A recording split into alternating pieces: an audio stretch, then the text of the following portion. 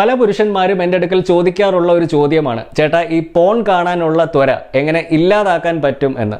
ഈ ചോദ്യത്തിൻ്റെ ഉത്തരം കുറച്ച് സങ്കീർണമാണ്. കാരണം ഈ ചോദ്യത്തിന് ഉചിതമായൊരു ഉത്തരം ലഭിക്കണമെന്നുണ്ടെങ്കിൽ ആ ചോദ്യം ചോദിക്കുന്ന വ്യക്തിക്ക് ലൈംഗികതയിലുള്ള കാഴ്ചപ്പാടും ആ വ്യക്തി ജനിച്ചു വളർന്ന സാമൂഹിക പശ്ചാത്തലവും ഒക്കെ മനസ്സിലാക്കേണ്ടത് കൂടെ വളരെ ആവശ്യമാണ്.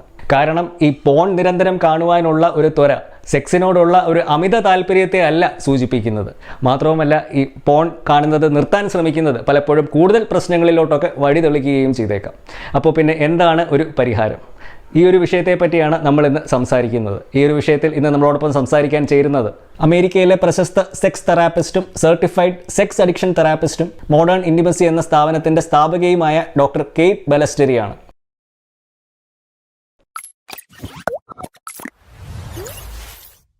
നമസ്കാരം, എൻ്റെ പേര് സംഗീത് സെബാസ്റ്റ്യൻ. ഞാനൊരു സെക്ഷുവാലിറ്റി റൈറ്ററും സെക്സ് എഡ്യൂക്കേറ്ററുമാണ്. നമ്മുടെ ജീവിതത്തിൽ ഉണ്ടാകുന്ന 90% ലൈംഗിക പ്രശ്നങ്ങളും നിങ്ങളൊരു ഡോക്ടറിൻ്റെ അടുക്കലോ സൈക്കോളജിസ്റ്റിൻ്റെ അടുക്കലോ ഒക്കെ പോയി ചികിത്സിച്ച് ഭേദമാക്കേണ്ട രോഗങ്ങളല്ല. അത് പരിഹരിക്കാൻ നിങ്ങൾക്ക് വേണ്ടത് ശരിയായ അറിവും സമഗ്ര ലൈംഗിക വിദ്യാഭ്യാസത്തിൽ ഉൾപ്പെടുന്ന ഒരു കൗൺസിലിംഗും മാത്രം മതി. പക്ഷേ ഈ സമഗ്ര ലൈംഗിക വിദ്യാഭ്യാസം എന്ന് പറയുന്നത് ഇന്നും ഡോക്ടർമാരോ സൈക്കോളജിസ്റ്റുകളോ ഒന്നും അവരുടെ കരിക്കുലത്തിൻ്റെ ഭാഗമായിട്ട് പഠിക്കുന്ന ഒരു വിഷയമല്ല. അതുകൊണ്ട് തന്നെ അവർക്ക് ഇങ്ങനെയൊരു സേവനം നൽകുവാൻ സാധ്യവുമല്ല. ഈ ഒരു തിരിച്ചറിവ് ജനങ്ങളിൽ ഉണ്ടാക്കി അവരുടെ സ്വകാര്യ ലൈംഗിക പ്രശ്നങ്ങൾ നാണക്കേടോ കുറ്റബോധമോ അപമാന ഭയമോ ഒന്നും കൂടാതെ സുരക്ഷിതമായിട്ട് സ്വകാര്യതയിൽ പങ്കുവെച്ച് മരുന്നുകൾ ഒന്നും കൂടാതെ പരിഹാരം കണ്ടുപിടിക്കാൻ സഹായിക്കുക എന്നുള്ളതാണ് വിവോക്സിൻ്റെ സ്ഥാപിത ലക്ഷ്യങ്ങളിലൊന്ന്. പക്ഷേ ആ ഒരു ദൗത്യം വിജയിക്കണമെന്നുണ്ടെങ്കിൽ എനിക്ക് നിങ്ങളുടെ സഹായം കൂടിയേ തീരൂ. അപ്പോൾ ദയവായി സബ്സ്ക്രൈബ് ചെയ്ത് വീഡിയോസ് മറ്റുള്ളവരിൽ എത്തിക്കാൻ പരമാവധി സഹായിക്കുക. നിങ്ങൾ എപ്പോഴെങ്കിലും ചിന്തിച്ചിട്ടുണ്ടോ എന്തുകൊണ്ടാണ് ചില വ്യക്തികൾ പോൺ അഡിക്റ്റുകളായിട്ട് മാറുന്നത് എന്ന്? ഈ വീഡിയോ ഒന്ന് കണ്ടു നോക്കൂ.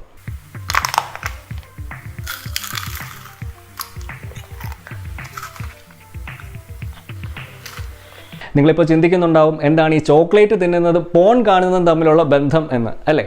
പറഞ്ഞു തരാം. നിങ്ങൾ ഈ രണ്ട് പ്രവർത്തികളിലും ഒരു നിർബന്ധിത സ്വഭാവ ശൈലിയിലോട്ട് പോവുകയാണെങ്കിൽ, അതായത് നിർത്താതെ ചോക്ലേറ്റ് തിന്നുകയും നിർത്താതെ പോൺ കാണുകയും ഒക്കെ ചെയ്യുന്ന ഒരവസ്ഥയിലോട്ട് പോവുകയാണെങ്കിൽ അതിൻ്റെ പിന്നിലുള്ള ലക്ഷ്യം രണ്ടും ഒന്ന് തന്നെയാണ്. ഇംഗ്ലീഷിൽ ഇതിന് പറയുന്ന പേരാണ് emotional regulation through instant gratification.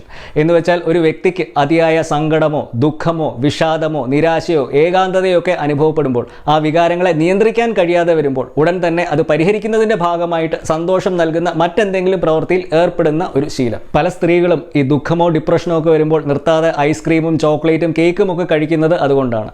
എന്തുകൊണ്ടാണ് ഇവർ ഇങ്ങനെ ചെയ്യുന്നത്?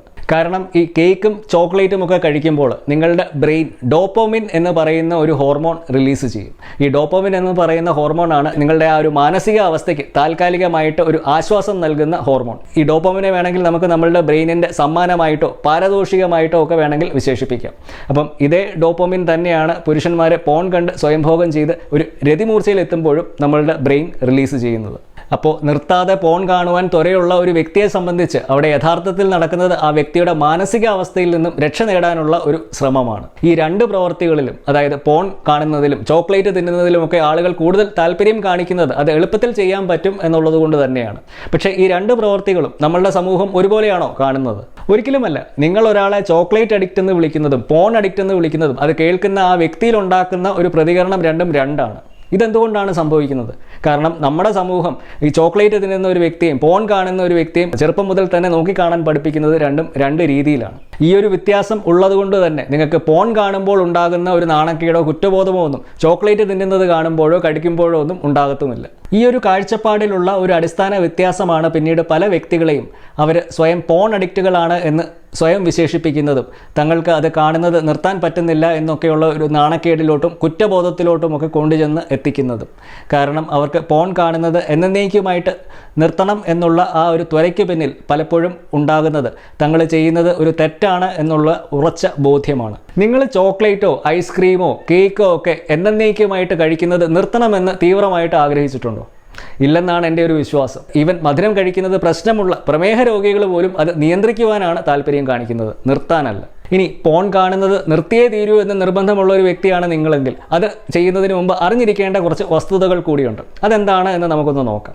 നിങ്ങളുടെ പ്രശ്നം പോൺ കാണുന്നതാണോ അതോ സ്വയംഭോഗം ചെയ്യുന്നതാണോ? ഞാനിത് എടുത്ത് ചോദിക്കാനുള്ള ഒരു കാര്യം, ഒട്ടുമിക്ക പുരുഷന്മാരും പോൺ കാണുന്നതും സ്വയംഭോഗം ചെയ്യുന്നതും രണ്ടും ഒരുമിച്ച് ചെയ്യുന്ന ഒരു പ്രവൃത്തിയാണ്. അപ്പോൾ നിങ്ങൾക്ക് പോൺ കാണുന്നത് ഒഴിവാക്കാൻ പറ്റിയാൽ പോലും സ്വയംഭോഗം ചെയ്യാതിരിക്കുന്നത് അതിലേറെ ബുദ്ധിമുട്ടുള്ള ഒരു കാര്യമായിരിക്കും.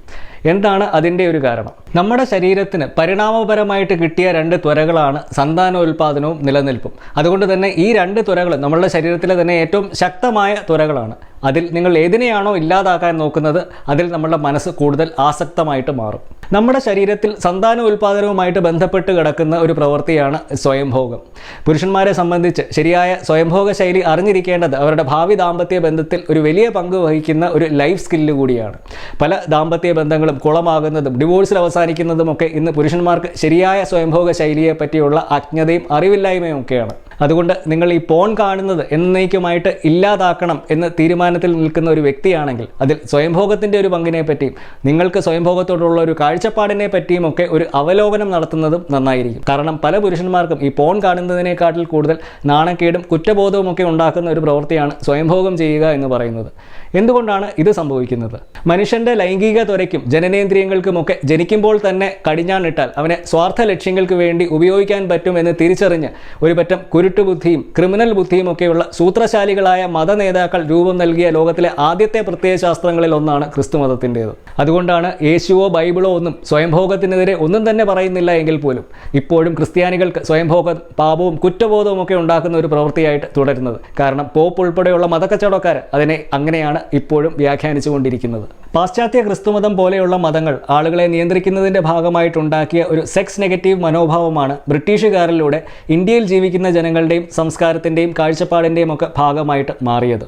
കാരണം ക്രിസ്ത്യാനികളായ ബ്രിട്ടീഷുകാർ വരുന്നതിന് മുമ്പുണ്ടായിരുന്ന ഭാരതീയ സംസ്കാരം എന്ന് പറയുന്നത് ലൈംഗികതയെ ഒരു വ്യക്തിയുടെ വ്യക്തിത്വത്തിൻ്റെ ഭാഗമായിട്ട് കണ്ടിരുന്ന ഒരു സംസ്കാരമായിരുന്നു എന്നുള്ള സത്യം നിങ്ങൾ ചരിത്രം പഠിച്ചു കഴിഞ്ഞാൽ നിഷ്പ്രയാസം മനസ്സിലാക്കാവുന്ന ഒരു കാര്യമാണ്. ഇന്ന് ആധുനിക വൈദ്യശാസ്ത്രവും സയൻറ്റിഫിക് ബോഡീസും ഒക്കെ പറയുന്നത് പോലെ സെക്സും സ്വയംഭോഗവും ഒക്കെ ഒരു വ്യക്തിയുടെ മാനസികാരോഗ്യത്തിലും സന്തോഷത്തിലുമൊക്കെ വളരെ വലിയ പങ്ക് വഹിച്ചിരുന്ന ഒരു പ്രതിഭാസമാണ് എന്നുള്ള ഒരു തിരിച്ചറിവ് സംസ്കാരത്തിൻ്റെ ഭാഗമായിട്ട് തന്നെ ഉണ്ടായിരുന്ന ഒരു പ്രദേശമായിരുന്നു പുരാതന ഭാരതവും കേരളവും ഒക്കെ.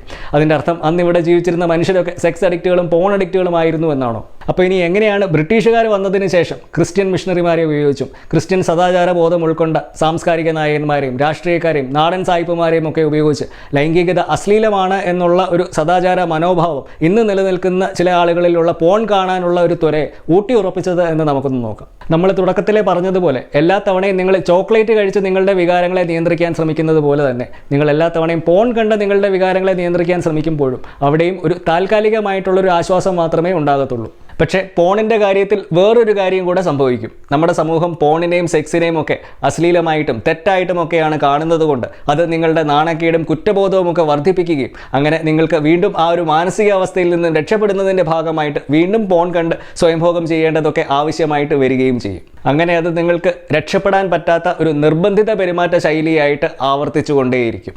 അപ്പോൾ ഇവിടെ സത്യത്തിൽ നിങ്ങളുടെ പോൺ കാണുവാനുള്ള ത്വരയ്ക്കു പിന്നിലുള്ള യഥാർത്ഥ കാരണം സെക്സ് അല്ല, മറിച്ച് നിങ്ങളുടെ വികാരങ്ങളെ നിയന്ത്രിക്കാനുള്ള ഒരു കഴിവില്ലായ്മയാണ്.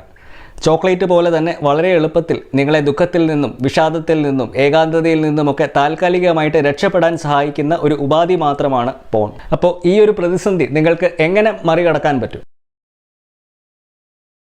ഇനി ഞാൻ നിങ്ങളുമായിട്ട് പങ്കുവയ്ക്കാൻ പോകുന്ന കാര്യങ്ങൾ കേൾക്കുമ്പോൾ നിങ്ങൾക്കൊരുപക്ഷെ വിരോധാഭാസമായിട്ട് തോന്നിയേക്കാം. നമ്മൾ ജീവിതത്തിൽ കഷ്ടപ്പെട്ട് പ്രയത്നിക്കുന്ന പല കാര്യങ്ങളും പ്രാക്ടീസ് ചെയ്യും തോറും നമ്മൾ മെച്ചപ്പെടാറാണ് ഉള്ളത്. ഉദാഹരണത്തിന് നിങ്ങൾ ജിമ്മിൽ പോയിട്ട് നിങ്ങൾക്ക് 20 കിലോ വെയിറ്റ് ഉയർത്തണമെന്നാണെങ്കിൽ അത് 5 കിലോയിൽ തുടങ്ങി പയ്യെ വെയിറ്റ് കൂട്ടി നിങ്ങൾക്ക് 20 കിലോയിൽ എത്തിക്കാൻ പറ്റും. ഇങ്ങനെ തന്നെയാണ് ഒട്ടുമിക്ക കാര്യങ്ങളും. അത് ചെസ് ആയാലും വായനയായാലും നീന്തലായാലും ഒക്കെ നിങ്ങൾ പ്രയത്നിക്കുന്നതിനനുസരിച്ച് നിങ്ങൾ അതിൽ മെച്ചപ്പെട്ടുകൊണ്ടേയിരിക്കും, ആ ചെയ്യുന്ന പ്രവൃത്തിയിൽ മെച്ചപ്പെട്ടുകൊണ്ടേയിരിക്കും. പക്ഷേ ലൈംഗികതയുടെ കാര്യത്തിൽ ഇത് വർക്കാവത്തില്ല. കാരണം ഈ സെക്സ് എന്ന് പറയുന്നത് നമ്മളുടെ ശരീരത്തിലെ വിശപ്പും ദാഹവും ഒക്കെ പോലെ ജീവശാസ്ത്രപരമായിട്ടുള്ള ഒരു ത്വരയാണ്. അതിനെ നിങ്ങൾ ചെറുത്ത് തോൽപ്പിക്കാൻ നോക്കിക്കഴിഞ്ഞാൽ അതിൽ നിങ്ങളുടെ മനസ്സ് കൂടുതൽ ആസക്തമായിട്ട് മാറുകയേ ചെയ്യത്തുള്ളൂ. അങ്ങനെ നിങ്ങൾ പണ്ടത്തെക്കാട്ടിൽ കൂടുതൽ പോണിന് അടിമയായിട്ട് മാറിയതായിട്ട് തോന്നിക്കുകയും ഒക്കെ ചെയ്യും. ഞാൻ ഈ പറഞ്ഞു വരുന്നത് നിങ്ങൾ പരിശ്രമിച്ചിട്ട് പ്രത്യേകിച്ച് പ്രയോജനമൊന്നുമില്ല, അതുകൊണ്ട് എപ്പോൾ വേണമെങ്കിലും പോൺ കണ്ടോളൂ എന്നല്ല. നിങ്ങൾ ഉണ്ടാക്കേണ്ടത് ബുദ്ധിപൂർവ്വം പോൺ നിയന്ത്രിക്കാനുള്ള ഒരു കഴിവാണ്, അല്ലാതെ നിർത്തുവാനുള്ള കഴിവല്ല. അതായത് നിങ്ങൾ പോൺ കാണുന്നത് ഒരു ദിവസം നിശ്ചിത കുറച്ച് സമയം മാത്രമായിട്ട് ചുരുക്കുക. ഇതിൻ്റെ ഒരു ഗുണമെന്ന് പറയുന്നത് നിങ്ങളുടെ മനസ്സിനെ നിങ്ങളങ്ങനെ പരിശീലിപ്പിച്ചു കഴിഞ്ഞാൽ ബാക്കിയുള്ള സമയം നിങ്ങളുടെ മനസ്സിനെ ഈ പോൺ കാണുന്നതിൽ നിന്നും മാറ്റി നിർത്തുവാനും രക്ഷിക്കുവാനും ഒക്കെ പറ്റും.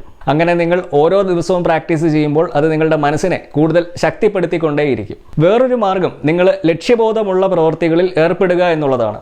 നിങ്ങളുടെ ജീവിതത്തിന് ഒരു ലക്ഷ്യബോധം ഉണ്ടാകുമ്പോൾ അവിടെ ക്ലേശകരമായിട്ടുള്ള അനുഭവങ്ങൾ ഉണ്ടായാൽ പോലും അത് സഹിക്കുന്നതിന് വേണ്ടിയുള്ള ഒരു കഴിവ് നിങ്ങളുടെ മനസ്സ് നിങ്ങൾക്ക് തരും. ഒരു ഉദാഹരണം പറഞ്ഞു കഴിഞ്ഞാൽ, കുട്ടികളെ വളർത്തുന്നത് വളരെ ദുഷ്കരമായിട്ടുള്ള ഒരു പണിയാണ്, പ്രത്യേകിച്ചും ആദ്യ നാളുകളിൽ. പക്ഷേ പല മാതാപിതാക്കളും അതിനുവേണ്ടി സഹിക്കുന്ന ത്യാഗവും ചെയ്യുന്ന കാര്യങ്ങളൊന്നും ഒരു വിഷയമേ ആക്കാറില്ല. കാരണം അവർക്ക് അവിടെ ഒരു ലക്ഷ്യബോധം ഉള്ളതുകൊണ്ടാണ്. എന്ന് പറഞ്ഞതുപോലെയുള്ള ഒരു ലക്ഷ്യബോധമാണ് നിങ്ങൾ പോൺ കാണുന്നതിനെ മറികടക്കുന്നതിലും ഉണ്ടാക്കേണ്ടത്. അപ്പോൾ ഒരു പുതിയ വീഡിയോയുമായിട്ട് നമുക്ക് വീണ്ടും കാണാം. So until next time, this is Sangeet Sebastian signing off for VVox. Just sex, no shame.